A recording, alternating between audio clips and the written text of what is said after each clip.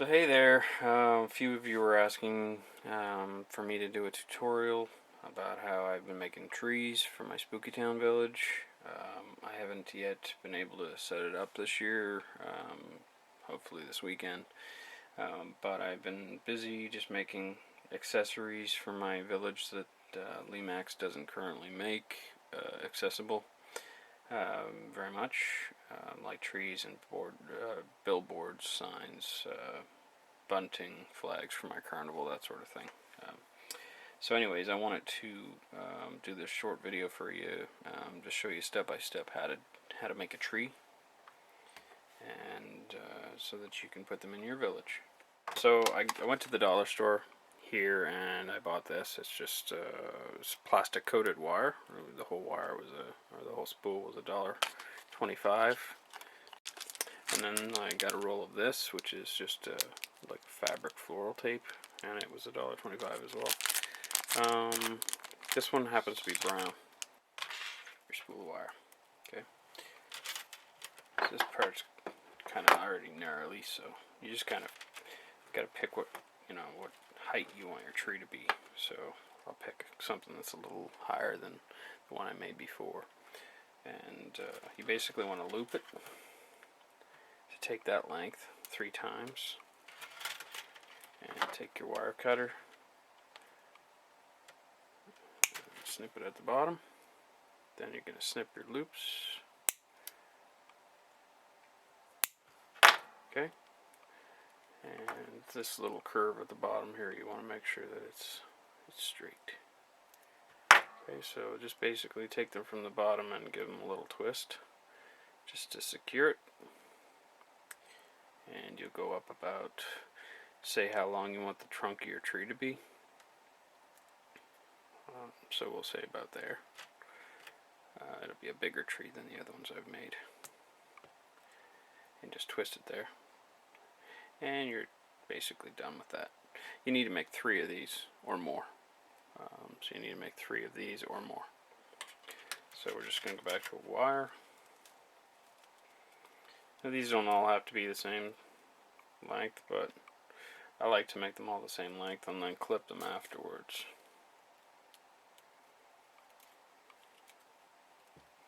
So there we are again. So we know we're going to make another one of these, so I'm just going to loop this 6 times instead of 3.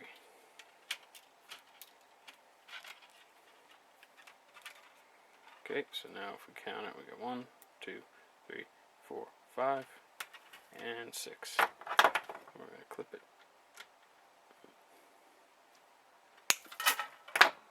Okay, then clip the loops.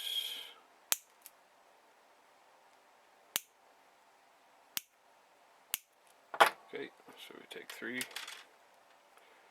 make sure the bottom is straight.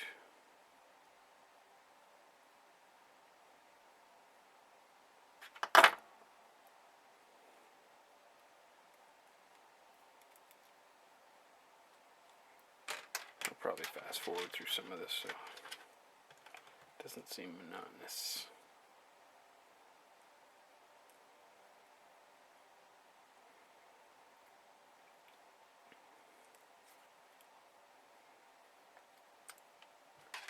Okay, so now that we have our 3 tree sections, you can see that we have 3 of them. We're just going to put them together. So 1, 2, and 3. So you got a bunch of wire. Now we'll go over to our floral tape.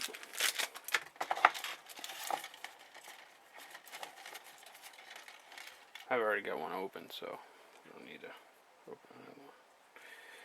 This tape is kind of waxy, so you'll notice that after you use it for a little bit, there'll be a little film on your fingers, but it comes right off. So just wrap it around the bottom to secure the bottom. You'll want to try to make it tight.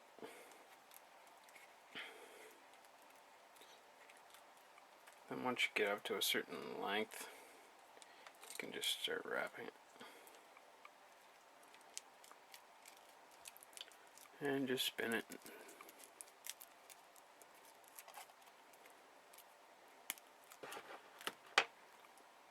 So notice there's our tree. Now there's some areas here that are green, still from the wire, which is okay because this wax tape adheres to itself really well, which is another reason it's really good to use for this. It's kind of like a fabric with glue. So there's the base of your tree. So now you can start to see how this is going to come together. So you pull your 3 sections apart, and we'll just start wrapping. It's good to just take a piece off the roll, wrap it around just below the sections, and then up and over. That way when it's done, you have a brown branch connected to a brown trunk, or green if you use green. The branches get a little easier because you can just spin it and hold the tape. Now this is personal preference, but you could now branch off, so you could then clip it.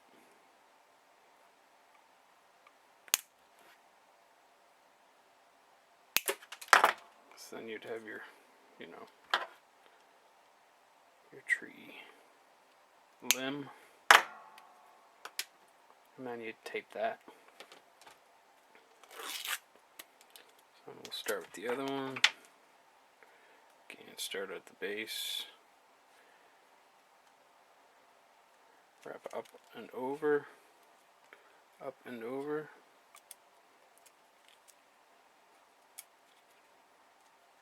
I've been experimenting too with actually branching off here, making a whole other branch and then adding some smaller wire to these branches so there's more and more break-offs, but it's up to you.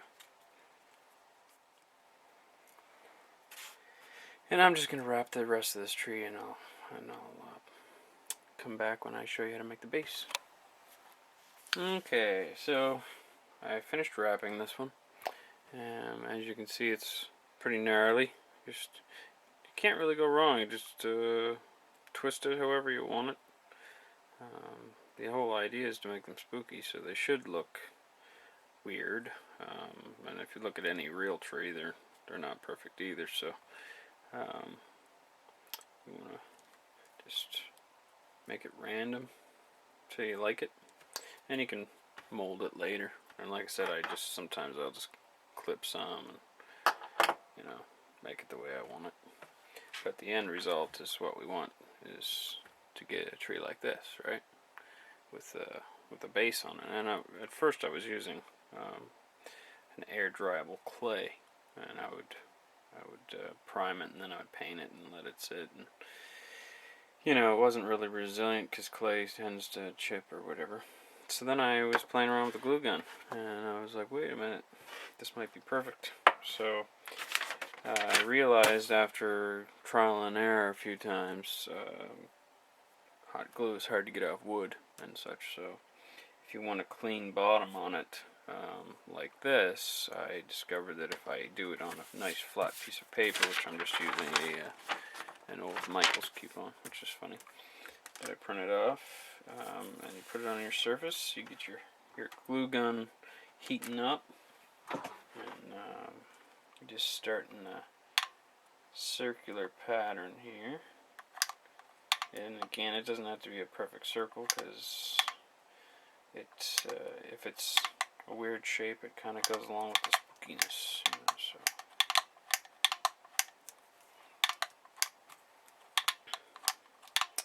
And hot glue will settle itself, so don't worry about it if there's a few pockets there that you don't get glue. Just get kind of the shape you'd like to have it, and then in the center just add a little bit extra. And I have a nice low, it's not really expensive, but it's just a low temp hot glue gun. It's seen a lot of disaster. But you get that, you just let it dry for just a second, or cool down, I mean. And make sure you can see it there. We're just gonna zoom in. So then once it's kind of cooled for a second, just hold your tree upright and push it into the center. And you're gonna have to hold this there for, you know, at least 2 minutes while the glue hardens, cools down and hardens. So, okay, now that it's started to harden, you're gonna take your glue gun again and just add another layer around the base of the tree to make sure that it's got a good foundation for it to sit on. Again, doesn't really matter if you're messy. I'm definitely messy sometimes. The cool thing about allowing the first layer to cool down and harden somewhat is that the second layer, when it hardens, it'll look like another layer of mud. So it's kind of a natural thing.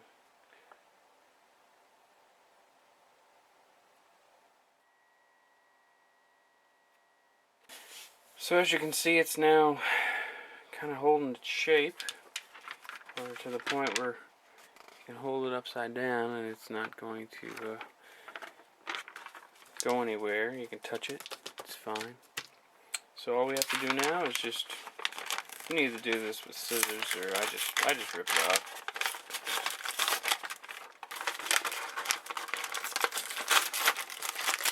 Just use recycled paper. And there's your tree. So now you can take scissors and you can trim it. You know, like there's not a sharp edge, but that's not really natural, so just trim it off with the scissors.